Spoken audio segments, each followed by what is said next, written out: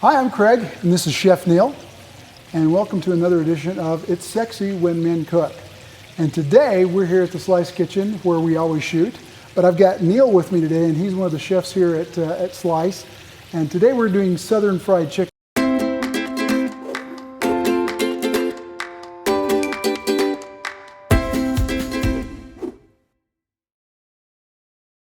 Fried chicken. Now, being a Southern boy, this is near and dear to my heart. And I've had lots of conversations with Neil over the past few weeks about how we were going to do this. And you're going to get his take on Southern fried chicken. And he actually mentioned something to me a little while ago that I thought was very true. You said this was a very regional thing. Yes. Oh, yeah. I mean, one of the things that I've done is cooked throughout America. I've cooked in Savannah, Georgia, cooked outside of Chicago, Salt Lake, obviously, and up and down the California coast. Nice. And I can definitely say, no matter where I've worked at in America, there's always been fried chicken in the kitchen, you know? Makes sense. Fried chicken tacos, fried chicken barbecues, at the cookout as it was, you know? Right, That's what I mean by that. And at this point, too, like... Well, I mean, what kid hasn't grown up with fried chicken Exactly. at some point in time? Right. I mean, whether that's it's some of my fast best food or memories. restaurant or at home, I mean, great-grandma used to make fried chicken for us, so it's something you grew up with.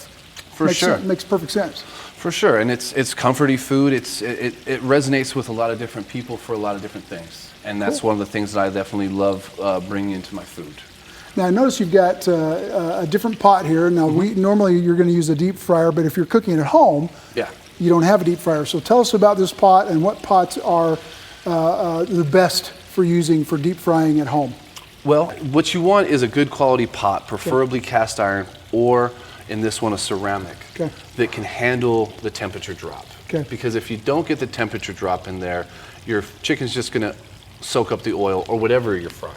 It's just gonna make it just basically retain oil. It's not gonna crisp up. It's like that stuff that you put on your napkin and the napkin becomes deluged with oil because it's being pulled out. Exactly. And we're going for fried chicken. We want crispy, beautiful, golden brown, delicious. So the heat, the temperature of the oil makes all the difference in the world, and being able to control that temperature with the pot is very important. For sure, especially at home too. What's our temperature that we should be deep frying at? I prefer 280. I think 280 gives you a nice even cooking temperature. It allows the chicken to not be cooked at such an aggressive temperature that it seizes up.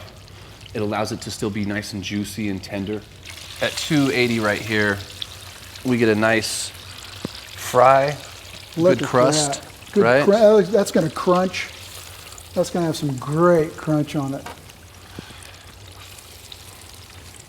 Oh, fantastic. Well, Chef, that looks amazing. Thank you. I'm ready to eat now. Well, you probably want to let it cool down just a little bit, right? Oh, come on.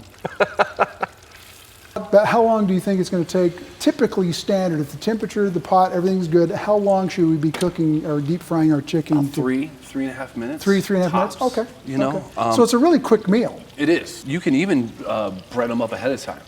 You can have them, dressed up, breaded up ahead of time, have them sit in the refrigerator. So what kind of oil are you using for this particular fry? This one is peanut oil. It's what we use to pretty standard. Yep. We've got the chicken going. We're doing great there. We've got some nice done pieces. Yep. What are we going to be serving with this chicken as we're almost finished now with the frying? I wanted to, when you and I talked, I was like, let's do something that pretty much anybody can do, right? Makes sense, right. Which is a lot of what this show's about, is just anybody can do this. If you do the prep, it's simple, easy stuff. Yeah. So, I mean, who's not going to be open to having coleslaw and fried chicken? Oh, right? well, sign me up. So yeah, we've got some cabbage here, we've got some cilantro. Tell me about your coleslaw. What makes yours different, or what do you like about yours over, say, the other ones out there? Not that they're worse or better, just what do you like about this coleslaw mix? With this coleslaw today, it's just really straightforward. It's a classic one. I did kind of throw a little bit of herbs in there, but it's still pretty classic. You got your cabbage, your red, your green, your carrots, some cilantro. No big deal as far as that. The mix is, again, your very classic mayonnaise, sour cream. I threw a little Dijon mustard in there, and then I also hit it with a little bit of sweet chili. Oh, nice. A little bit of in-house sweet chili that we make here at the Institute, and just to kind of bring out the sweetness, because that's what a lot of people are looking for with their coleslaw. It's kind of a sweeter dressing. there's a lot of different ways to do things as far as your flour ratios. This one right here is 2-to-1 all-purpose flour Okay. with cornstarch. Oh, okay, very good. Like I was talking earlier when we were frying them up, Right. it really depends. Sometimes I like to use rice flour. Yeah, I've used rice flour. You know, sometimes I Crunchier. use. I've even seen people use cornmeal. Yes. So like I've the- used corn yeah. flakes. Yeah, oh, really? I've used corn flakes. I've even thrown semolina in it Oh, as I well. love semolina. You know, You can't go just to wrong kind with of give it a little crunch.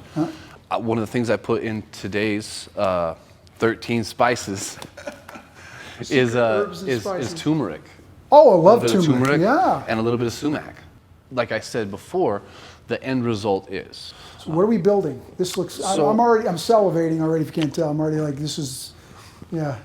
Well, you know, we can just build this Kentucky Fried Chicken, eat your heart out. wonderful sandwich here right now. Well, you let's. know? How do you? I'll build one. You tell me Okay. what I'm going to do. I like to just get in there, open the Okay. bun up, right? Okay. Then I like to throw the coleslaw on the bottom. On the bottom. Yeah. Okay. Now the reason I like to throw it on the bottom is it is going to kind of sog out the bottom a little bit, but you know that's also part of like knowing how much is too much on a sandwich, right? Just the right amount, and then just take like 1 or 2 pieces of chicken I'm there, just gonna depending take on how much you want. one, because that looks like a nice one that'll fit right there on that bun. Yeah. Okay, there we go. And there we go, guys. And then just how about you eat it and then tell them I'm what you going to take a bite. Go Bon for it. appetit.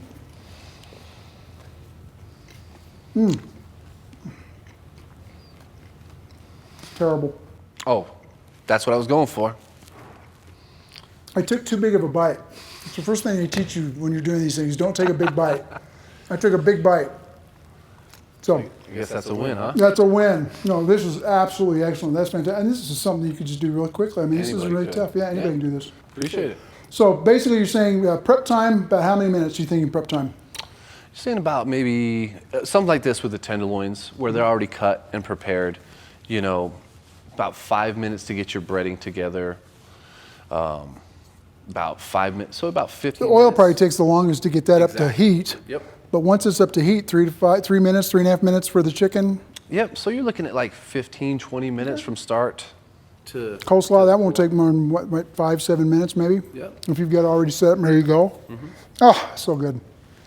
And then you got a great meal. Yeah.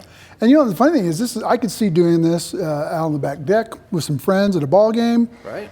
Inside, Sunday afternoon.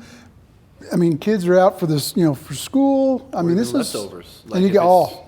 if it's lucky. There wouldn't be any leftovers. That's why I No, said if. seriously, there would be no leftovers. That's got such great crunch and great bite.